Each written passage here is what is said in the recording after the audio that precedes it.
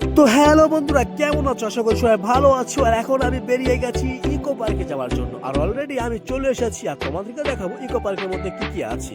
আর eco পার্কের সবচেয়ে বড় জায়গা হচ্ছে এটা, যেখানে আমাদের সবার প্রিয় স্পেশাল জায়গা হচ্ছে তাজমহল, যেটা আমাদের চোখে ধরার মতো। আর সেখানে আমি উপস্থিত হয়ে গেছি।